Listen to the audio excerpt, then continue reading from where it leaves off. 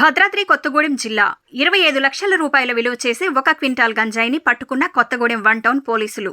కొత్తగూడెం పట్టణ పరిధిలోని బస్టాండ్ సెంటర్లో వాహన తనిఖీలు నిర్వహిస్తున్న కొత్తగూడెం 1 టౌన్ పోలీసులు TS09EH0459 అను నంబర్ గల కారులో తరలిస్తున్న 1 క్వింటాల్ గంజాయి 49 ప్యాకెట్లను పట్టుకోవడం జరిగింది.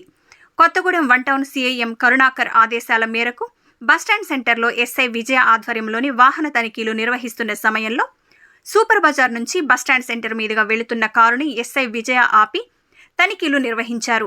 అనుమానాస్పదంగా ఉన్న కారులోని 3 వ్యక్తులను ప్రశ్నించగా సంబంధం లేని సమాధానాలు చెప్తూ ఉండడంతో అనుమానం వచ్చిన పోలీసులు కారును తనిఖీలు చేయగా 1 క్వింటాల్ బరువు గల 49 నిషేధిత గంజాయి ప్యాకెట్లను గుర్తించడం జరిగింది. కారులో ప్రయాణిస్తున్న కర్ణాటకకు చెందిన పవన్ చౌహాన్, నెహ్రూ రాథోడ్, హైదరాబాద్ నారాయణ్ ఖేడ్కి చెందిన శ్రీకాంత్ మెగావత్తులను అదుపులోకి తీసుకుని కొత్తగూడెం 1 టౌన్ పోలీస్ స్టేషన్కు తరలించారు.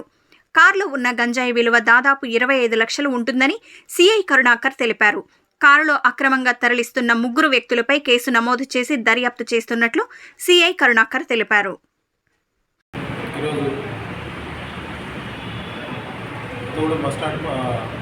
సెంటర్లో వాహనాలు తనిఖీ చేస్తున్నారు. వెర్నా కారులో సుమారు 1 క్వింటాల్ గంజాయి 49 ప్యాకెట్లను రవాణా చేస్తూ ఉంటాయి. రవాణా చేస్తూ ఉంటాయి పట్టుకోవడం జరిగింది.